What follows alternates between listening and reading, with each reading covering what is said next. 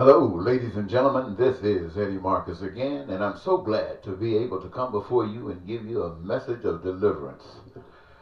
I was waiting on my daughter to get out of class today, and as I was doing so, I decided to look at a little Facebook, and I saw something that just blew my mind. And what I saw was a bunch of evangelical Christians, pastors really, and fundamentalist pastors praising Satan. Praising Satan, ladies and gentlemen. They were saying that Donald Trump, even though he has the spirit of Satan all over him, they call him a child molester, they call him a homongler, they call him a liar, they call him a con artist, they call him everything that they had been preaching to their congregations that was evil and something that God disliked. But today I heard them saying that he was sent here by God to straighten America up, to make America great again, and to make America greater. Now, what in the world are they talking about? What in the world are they talking about, ladies and gentlemen?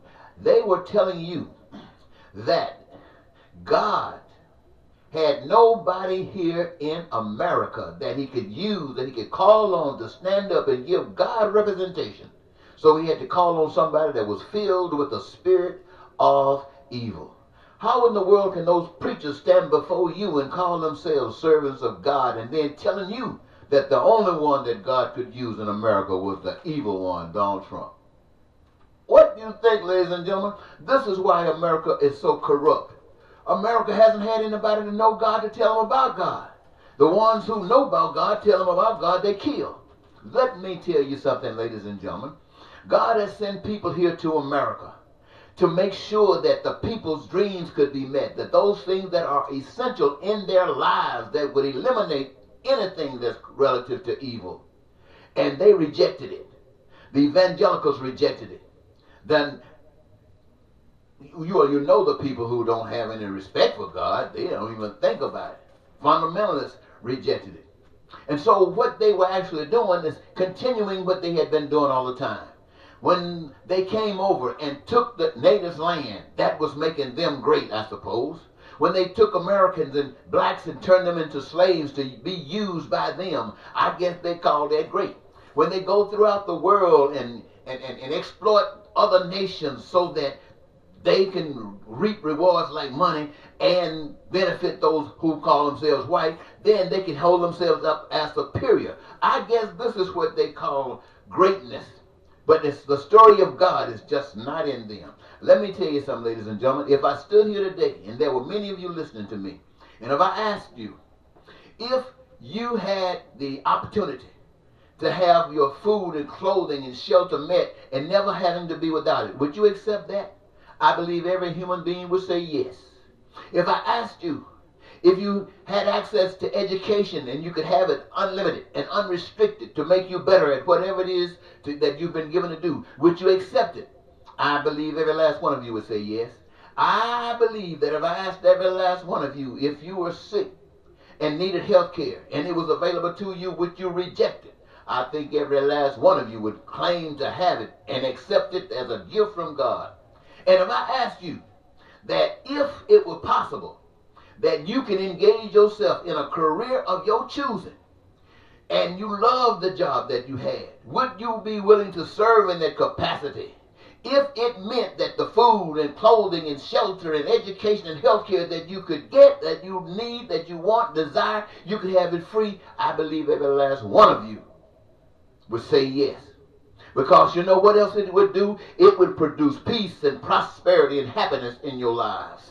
And it would eliminate what we call the Satan spirit of lying and cheating and stealing and killing and hatred and prejudice and racism and bigotry, war.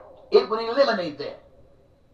I ask you, would you then pledge to do unto others as you do unto yourselves, or have others to do unto you?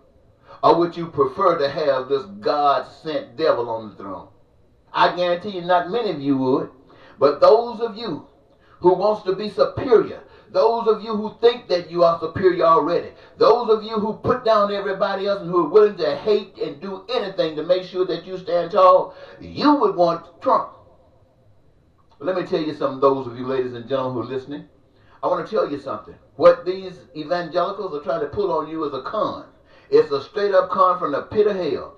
The reason that Donald Trump is in that office is because they were filled with the same things that Donald Trump is filled with the hate and the malices and the prejudice. It was all in them, even the preachers. It was embedded in them. And the people of the community don't know anything about God, so it really don't matter. Just give us something different. But those of you who say you love God, it was filled in you, and it is you connecting yourselves with those who don't know nothing about God, who put Donald Trump on the stand, on the throne. It had nothing to do with God, except you shall reap what you sow.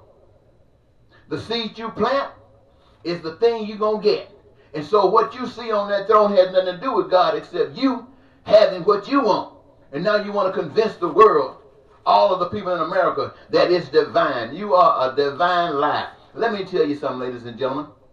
When I spoke to you about those things that God wants you to have, that has made available to you, there have been people out here trying to offer that to the American people. And they've rejected it at every turn.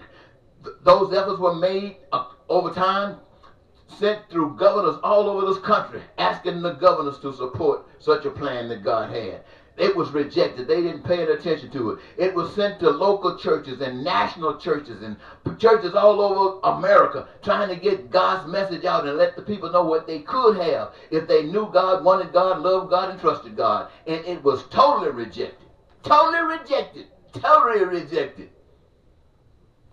And let me tell you something, ladies and gentlemen, how they try to trick you.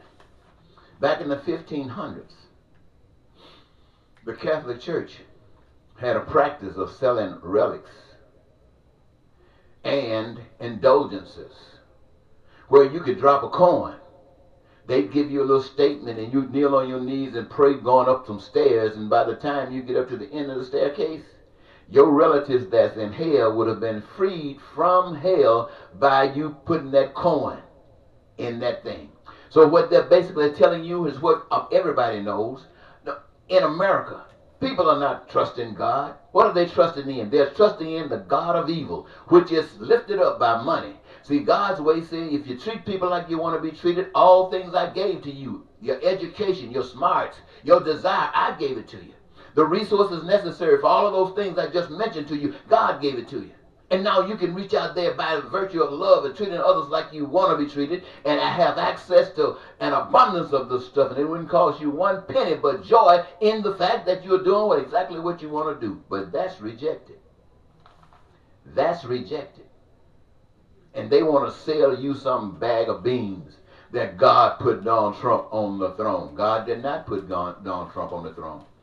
God put his will in others who have tried to lift up God in such a way, but God was rejected because they didn't know God. Their God was money. Their God was their race and their superiority, and they were not accepting anything else but that. And so now it has finally come to a circle, full circle, that what they believe in is sitting on the throne, filled with evil, and they want you to believe that's the work of God. No, my friend, that's the work of the evil in them. And what I have just shared with you, I'm not speaking some old random thing. I'm speaking to you what I know. And I know you've rejected God. Now, there are some black people who are also believing that God sent Donald Trump. Well, you know, we got house niggas just like we got field niggas.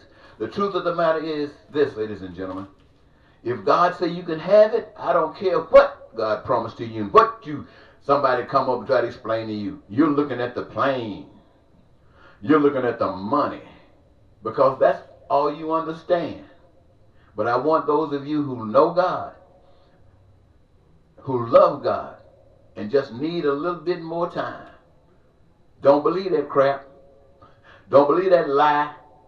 And I saw Jim Baker. Oh, doesn't matter. Doesn't matter, he says. It doesn't matter that he was whoremonger. It doesn't matter that he was this and that. God chose him.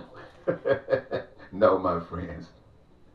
The evil people of America chose Donald Trump.